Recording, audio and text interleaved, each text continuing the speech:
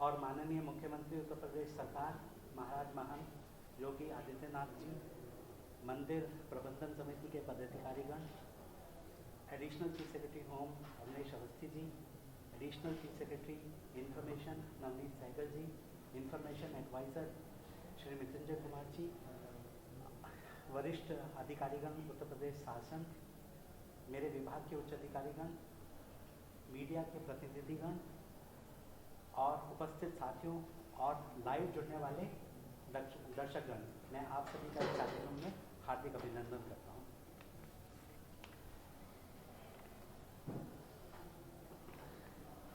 भारतीय संस्कृति परंपरा में मकर संक्रांति महापर्व के रूप में स्वीकृत है। भगवान भास्कर की एक राशि से दूसरी राशि में प्रवेश करने को संक्रांति कहा जाता है। प्रत्येक वर्ष जब सूर्य दक्षिणायन से उत्तरायण होकर मकर राशि में प्रवेश करते हैं, उस तिथि को ही मकर संक्रांति कहा जाता है और उस दिन मकर संक्रांति का पर्व मनाया जाता है। इस पर्व में महायोगी गोरखनाथ और उनके द्वारा प्रवर्तित नाथपंथ के अनुयायी महायोगी को खिचड़ी चढ़ाते हैं।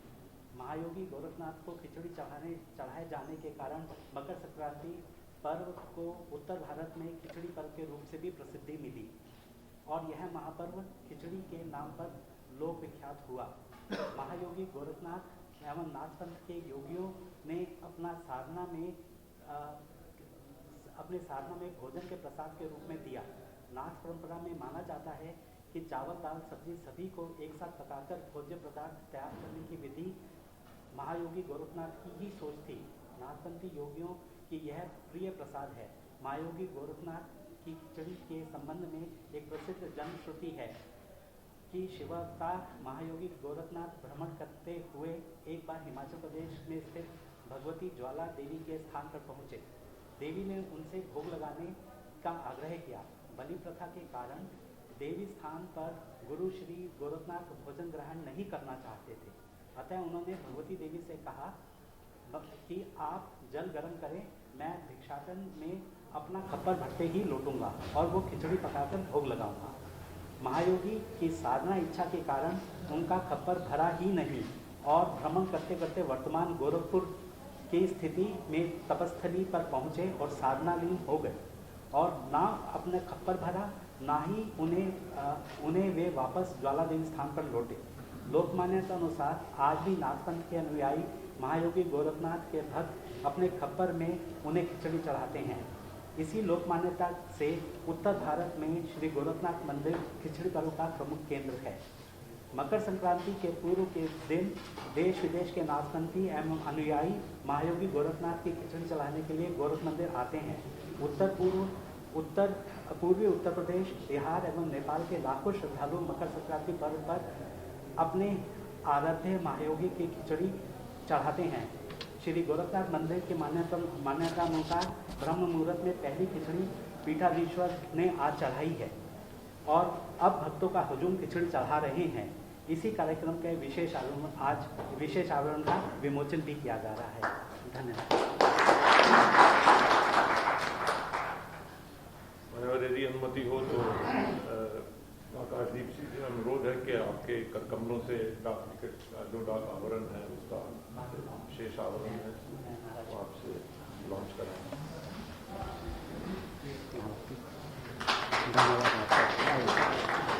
सभी लोगों को दे दो, आप लोग भी आइए, सभी लोगों को दे दे। और लोगों को नहीं है? नहीं सर, सभी को दीजिए। उधर भी दीजिए, उधर आ जाए। अच्छा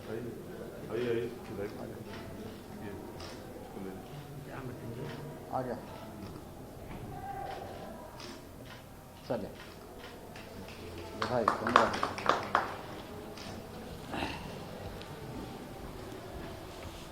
ये विशेष आवरण है। अब स्पेशल कवर जी, ये स्पेशल कवर है। मैं अनुरोध करूंगा माननीय मुख्यमंत्री जी से कि बटन दबाकर सूचना की जो डिजिटल डायरी है उसका उद्घाटन भी।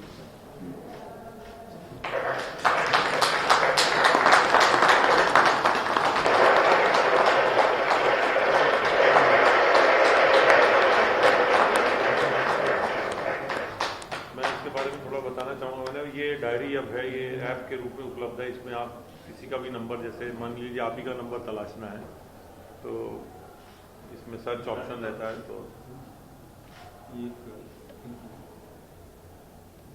ये जैसे पूरा आ गया सर, ये पूरे सब ये जैसे विभाग, विधान परिषद, विधानसभा, ये सारा आ गया सर। मंत्रिमंडल के जैसे माननीय मंत्रिमंडल के सदस्यगण पे ये आपका पूरा, इसमें मैंने अभी देखा इसमें ईमेल नहीं है, वो भी हम डालेंगे सर, ताकि ये इसमें कभी भी कोई भी मतलब जैसे डायरी में होता था पेज पलटते रहना पड़ता था खोजने के लिए, इसमें बस आप नाम डालिए वो या पद डालिए और वो तुरंत आ जाएगा। इससे बहुत सुविधा हो जाएगी और जो आम नागरिक है वो तुरंत ऐप डाउनलोड करके अपना पता कर सकता है। केंद्रीय मंत्री, इसमें केंद्रीय मंत्री मंडल का भी हमारा रहता है, हिंदी इंग्लिश दोनों है। और ये अभी हिंदी में, वो डिस्ट्रिक्ट कलेक्टर्स का सारे जिले के भी नंबर्स हैं इसमें। अच्छा, एक सर्चिंग ऑप्शन है कि आप किसी के नाम से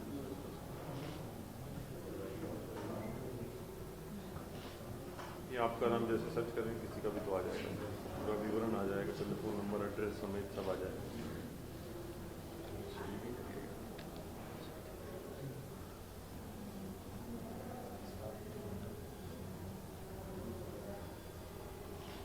ये अभी सर ये एंड्रॉयड फ़ोन पे आज है अवेलेबल। जैसे मैंने अभी मृत्युंजय जी से कहा तो इन्होंने डाउनलोड कर लिया, तो ये अब ये iOS पे भी हो जाएगा, तो आईफोन पे भी आ जाएगा। 24-48 घंटे के अंदर आपने जैसे भी लॉन्च किया ये उसमें आ जाएगा, तो आईफोन पे भी डाउनलोड कर सकते हैं। तो लोग इसमें एक काम है, इसमें ये भी क्या माना कि इसमें रजिस्टर होने के लिए आपको अपनी ईमेल एड्रेस देनी पड़ती है। उस माध्यम से हम लोगों के ईमेल एड्रेस भी कलेक्ट कर लेंगे ताकि हम उनको कम्युनिकेशन कल को भेज सके, सरकार के कार्यक्रमों के बारे में अपडेट हम उनको फिर अब खुद से भेजना शुरू कर देंगे। ये हमारा डाटा इकट्ठा हो जाएगा। मैं अनुरोध करूंगा माननीय मुख्यमंत्री जी से कि आशीर्वचन के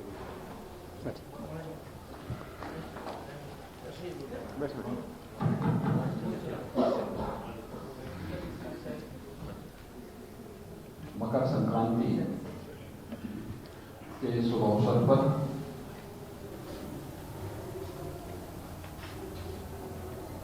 स्पेशल कवर पेज विमोचन और उत्तर प्रदेश सरकार की सूचना डायरी के डिजिटल फॉर्म के लोकार्पण कार्यक्रम के आज के समारोह में हमारे साथ यहाँ पर उपस्थित हमारे संतगण श्री महंत रविंद्र दास जी महाराज, सतपुर बाबा महंत संतोष दास जी महाराज, हमारे माननीय विधायकगण डॉक्टर राधा मोहन चक्रवर्ती जी, श्री भागेंद्र प्रताप सिंह जी, उत्तर प्रदेश शासन के अपर मुख्य सचिव गृह श्री उमेश कुमार अवस्थी जी, अपर मुख्य सचिव सूचना श्री नवनीत सहगल जी, पोस्ट मास्टर जनरल शाखा सेठ जी, भारतीय डाक सेवा से जुड़े हुए सभी हमारे अधिकारीगण, प्रदेश सरकार के सूचना सलाहकार श्री मृत्युंजय कुमार जी, गोरखपुर के मंडलायुक्त, गोरखपुर के जिलाधिकारी, उत्तर प्रदेश आवास विकास परिषद के उपाध्यक्ष श्री अश्विनी त्रिपाठी जी और उपस्थित सभी मीडिया के बंधुगण, मैं आप सभी को मकर संक्रांति की हृदय से बधाई देते हुए शुभकामनाएं देता हूं। मैं धन्यवाद दूंगा डाक विभाग को कि उन्होंने एक स्पेशल कवर आज महायोगी गुरु गोरक्षनाथ जी की इस पावन तपस्थली पर आयोजित होने वाले कृषि मेले पर जारी किया है। ये 10 रुपये का स्पेशल कवर है। यानी गोरखपुर का खिचड़ी मेला अब डाक विभाग की कार्यसूची का एक हिस्सा बन गया है और उसमें जब भी किसी को अगर गोरखपुर के खिचड़ी मेले से संबंधित कोई कवर चाहिए और वह अगर पसंद करेगा कि नहीं मुझे खिचड़ी मेले से संबंधित डाक कवर चाहिए, किसी को उसको पत्र भेजना हो, उस कवर की आवश्यकता है, तो वह आसानी से उसे प्राप्त कर सकता है।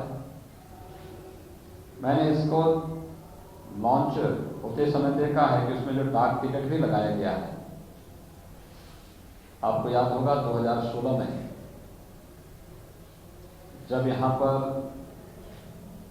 ब्रह्मलीन पूज्य महंत वैद्यनाथ जी महाराज की